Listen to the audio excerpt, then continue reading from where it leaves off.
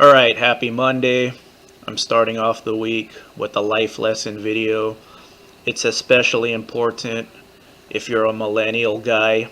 So if you're a millennial guy watching this, listen to the lady here. I watch all kinds of videos on YouTube. This is Ashtonbirdie, the cute blonde girl who lives in America.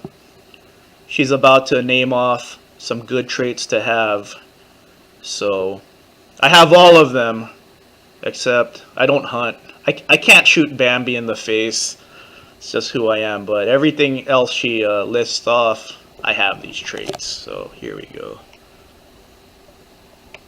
Why wouldn't you want to date a man who opens doors for you, pulls out your chair, knows how to hunt, fish, protect you using his firearm, who says yes ma'am, no ma'am, please, thank you, doesn't drink soy in his coffee? Better yet, the most important thing of all, knows how to change a tire.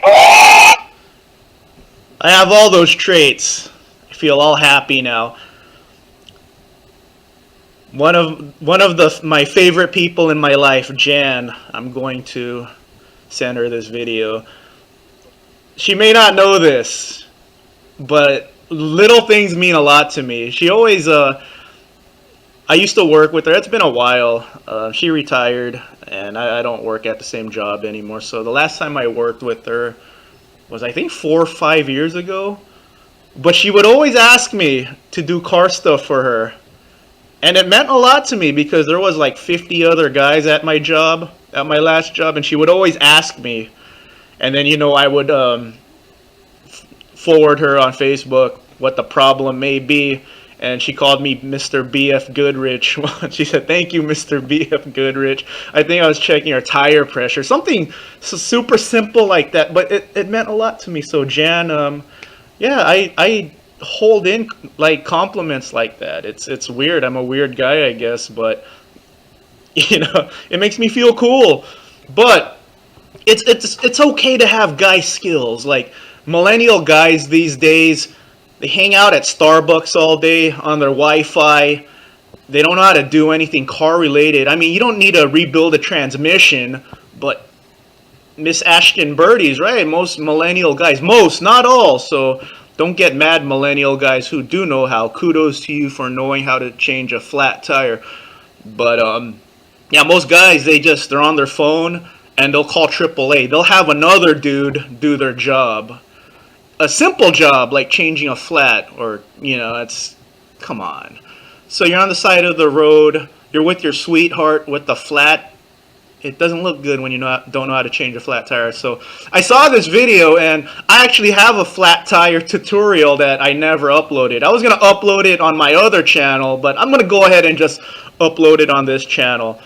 So Miss Ashtonbirdie gave me an excuse to upload my flat tire video now, but it's okay to be a guy. It's not toxic masculinity to know guy stuff. So millennial guys out there, don't fall into that trap of being a sissy. Learn some skills, learn some basic skills, learn some valuable skills that, be a gentleman.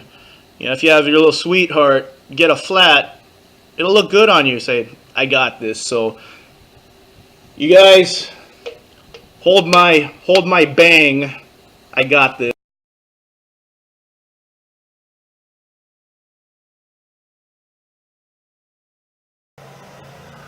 Alright, quick video. If you don't feel like looking at the owner's manual and you have a flat tire on your crew cab, GMC Canyon or Chevy Colorado, where's the jack located? It's located right here. So fold your seats down. Well, you don't need to fold all of them down like this, but just fold this one down, and then you'll see this thing right here. Just pull it off, and there's your jack. That simple. And then you just rotate this counterclockwise. It's held in by friction with the jack itself, and then you should pop it loose once it's off. That's it. And there's your jack right here. And then the components. The rest of the components, you probably figure that one out pretty quick. It's just, I already pulled it out, but it's under the seats here. It's under here. It's in this area. held in by straps. That's it. Alright, if you're still here, that means this is your first time changing a spare tire and you want to learn how to do it. And that's good. It's good to learn new skills. And if you already know how and you're still here, that means you really like me a lot, and I appreciate that.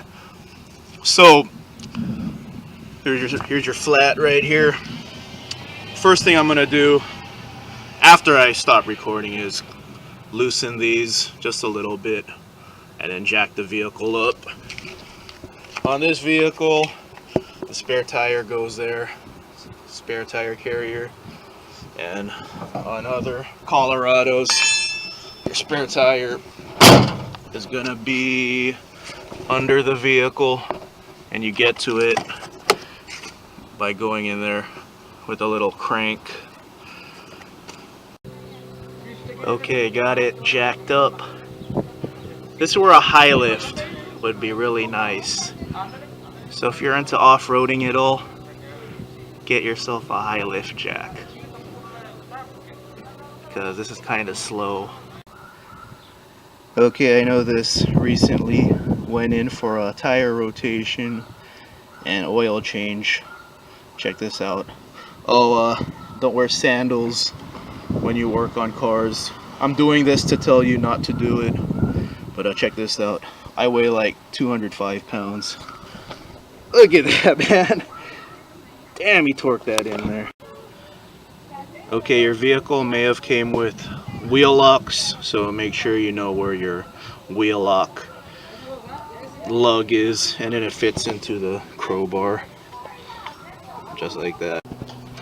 Okay, solid axle truck, about this spot right here is where you want to go. There's a tire and the jack right there. We'll just put this together so we can crank it. Find the pieces for this. So does this go in here? I'll figure it out right now. Yeah, let me figure this out. And then here's your little crank right here, just like that. Okay, got it jacked up. This is where a high lift would be really nice.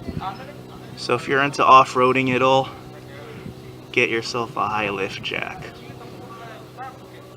because this is kind of slow.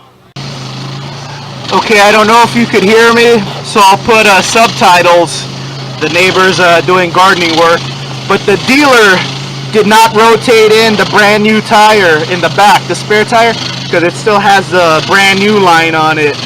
Here's a flat tire, but yeah, dealer didn't rotate in the spare tire. I guess they got lazy. Alright, so let's go ahead and put that in. It's a fairly heavy tire, but you'll be alright. Okay, go ahead and put this in a star pattern. Like I'm gonna just hand tighten it first, of course, but star pattern, like when you tighten it with the crowbar, like a crisscross here, then here, then here, then here, then here, then here. Okay, I did the crisscross pattern. This is the last one. Vehicle is still jacked up.